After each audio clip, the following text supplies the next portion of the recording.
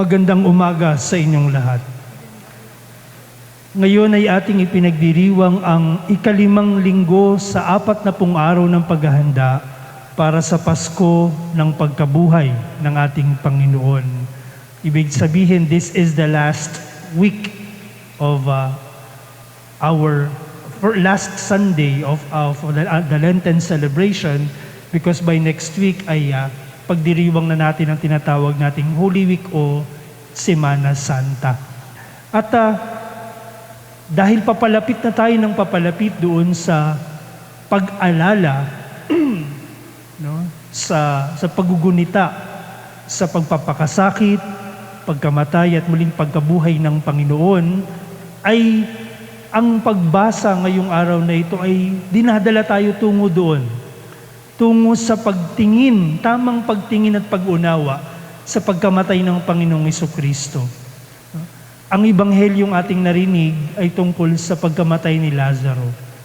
Si Jesus ay meron din naman siyang mga favorites nung siya'y nandito sa lupa. No?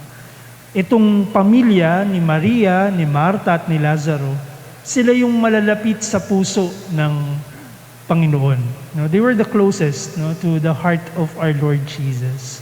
And because of that, Jesus was able to establish a deep relationship with them, an intimate relationship with them. And when we say intimate, hindi ba, marunong ka lang o may kakayanan ka lang na magsabi ng mga bagay na malalim, mga bagay na sensitive, mga bagay na personal, sa isang taong malapit sa iyong puso. Hindi ka basta-basta lalapit kanino man at sasabihin mo lang, uy, masama ng loob ko eh. Kasi nagkwento ka ng gano'n. No? Hindi natin kayang gawin yon. No? And so the intimacy between Jesus and the family of Lazarus allowed these things to take place. Namatay si Lazaro, si Jesus ay wala doon sa lugar na yun. No? Wala sa mga oras na yun nang namatay si Lazaro. At may tuturing na best friend ng Panginoon itong si Lazaro, malapit sa kanyang puso. Pero tingnan natin ang mga detalye ng Ebanghelyo ni San Juan na mapupulutan natin ng maraming napakagandang elemento. Una, ang Panginoon ay malayo sa lugar na yun, wala sa panahon, sa oras ng kamatayan ni Lazaro. Pero, nang nag-uusap si Jesus at ang kanyang mga alagad, sinabi niya sa kanila na alam niya ang mga mangyayari, hindi naunawaan ng mga alagad, of course. Pero sinasabi niya, nagigisingin natin si Lazaro. And he was already talking about the death of Lazarus prior to the death of Lazarus. Kaya alam na ng Panginoon na mamamatay si Lazaro, pero hindi pa rin siya pumunta agad-agad. Bakit? Sinabi niya sa Ebanghelyo, dahil ito'y mangyayari sa kadahilan ng nais niyang makita ng mundo ang kadakilaan ng Diyos.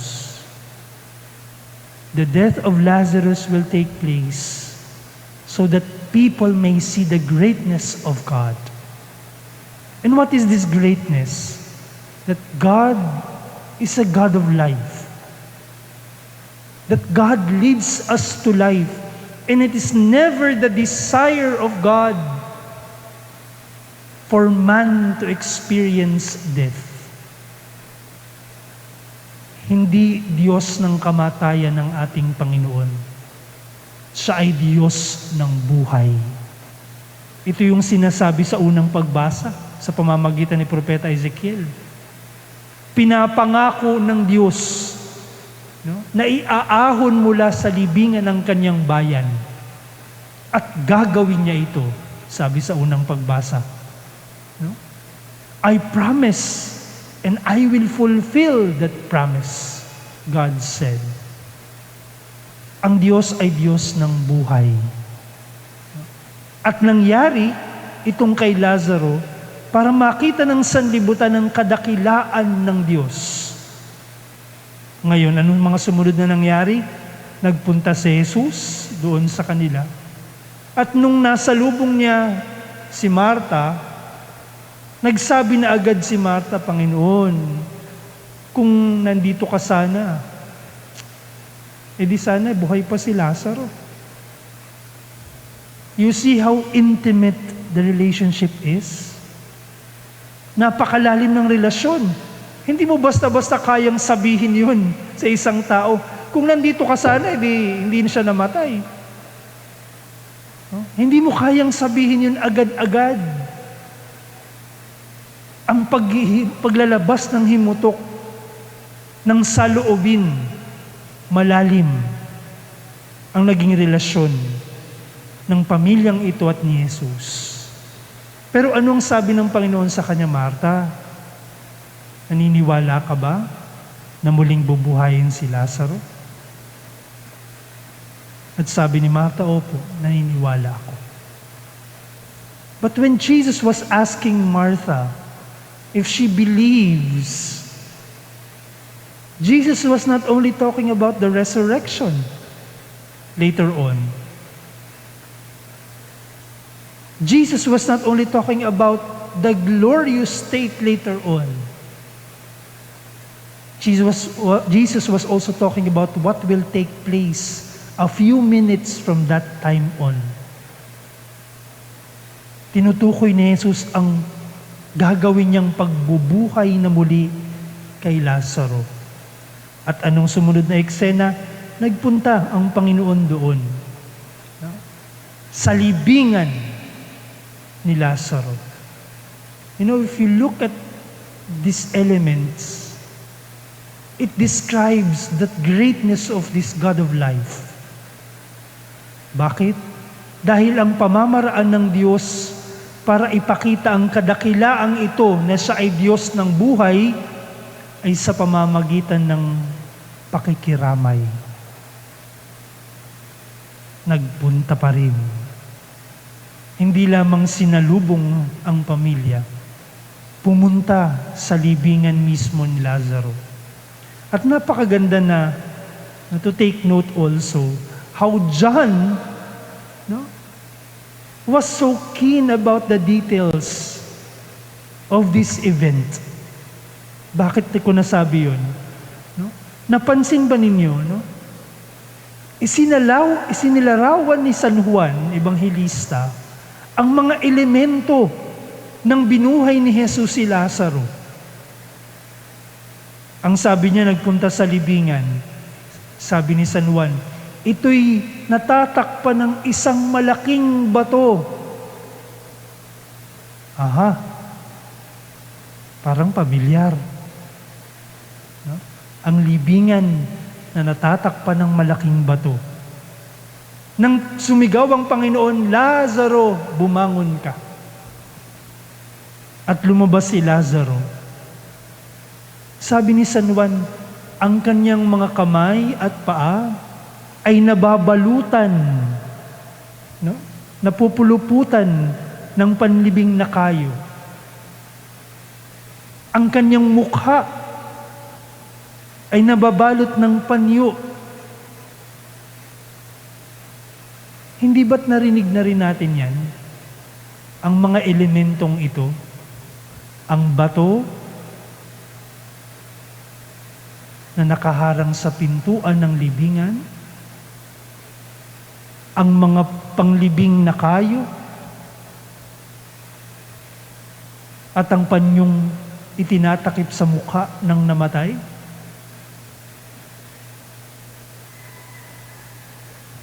Jesus was trying to point out that great thing that will happen later on. Nais na niyang sabihin sa kanila, pero hindi pa maaari. No?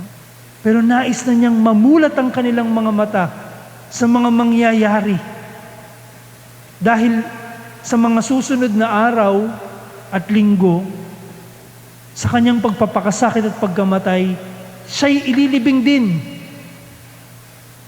Mararanasan din ng Panginoon at daraanan din ng Panginoon ang pagkamatay ng isang tao. Ang kanyang pakikiramay ay hindi lamang sa pagpunta doon.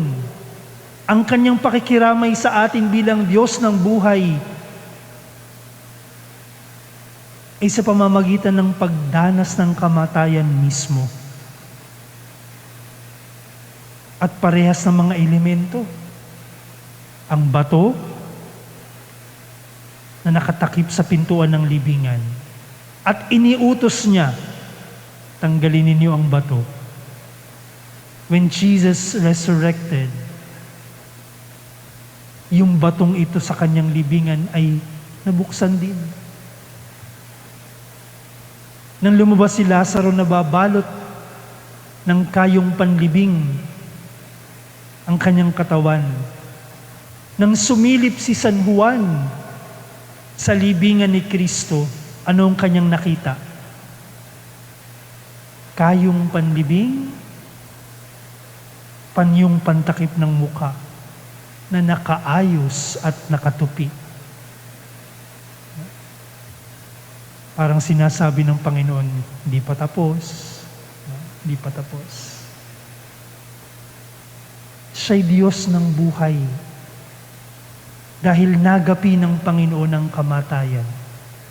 Pero alam nyo, dapat makita rin natin ang ating sarili kay Lazaro.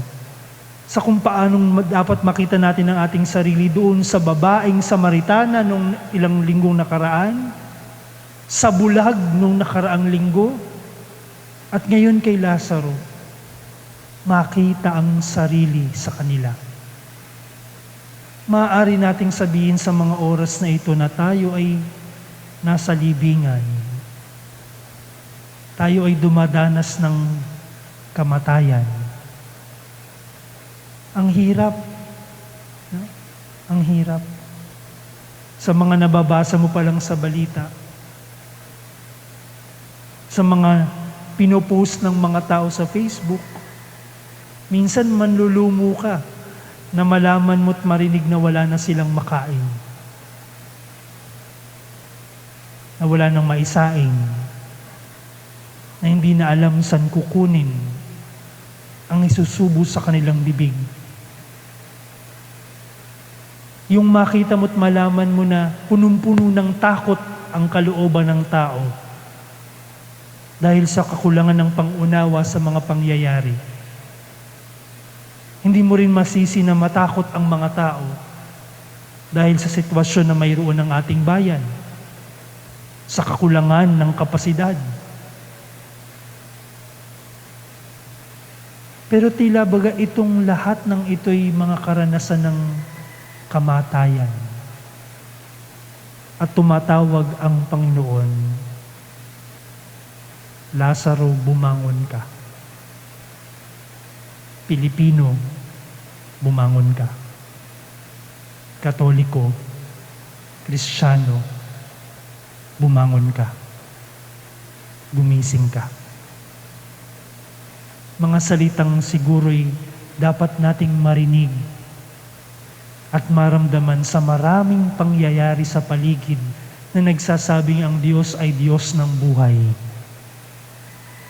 Ang araw na ito at ang misang ito ay inaalay natin para sa mga frontliners, sa mga doktor, mga nurses, mga medical professionals and practitioners, at sa lahat ng mga taong nagbubuwis ng kanilang buhay para masugpo ang virus na ito. Hindi ba't sapat na malaman na mayroong mga taong handang mag-alay ng kanilang panahon, lakas at buhay para sa ating kaligtasan? Ito ay mga salita na umaalingaw-ngaw sa buong sanlibutan. Ang Diyos ay Diyos ng buhay. That God is a God of life. And each person who offers his or her time and strength and life in the midst of this crisis is an image of this God of life. But we have to respond also. When Jesus calls us out of our graves Tumayo ka. Iwan mo ang kamatayan na yan, ang kadiliman na yan, ng ano? Ng fake news, ng pagtatanim, no, ng sama ng loob o galit sa puso na yung kapwa, ng takot sa isipan ng mga tao. Yan ang mga kamatayang nararanasan natin ngayon maliban sa virus ng COVID-19. At tinatawag tayo ng Panginoon, lumabas ka dyan. Bumangon ka. Bumangon ka. Sa araw na ito, habang pinagdarasal natin ang lahat ng frontliners, na sana'y ingatan sila ng Diyos, na sana sa kanilang pagsasakripisyo, na di makita ang kanilang pamilya, na ilagay, no, ang kanilang buhay sa bingit. No? Sana tayo rin. Ang pananatili natin sa ating mga tahanan ay pagtulong sa kanila. Hindi nyo kailangang lumabas ng bahay para kantahan pa sila doon, no? O regaluhan sila doon. Manatili lang kayo sa bahay, natutulungan na natin sila. Ipagdasal natin na maingatan sila ng Panginoon at ipagkaloob sa kanila ang lahat ng biyayang kanilang kailangan. At tayo naman, tayong nananatili sa ating mga tahanan, bumangon tayo mula sa kadiliman ng takot at kawalan ng pag-asa. Dahil ang Diyos ay Diyos ng buhay.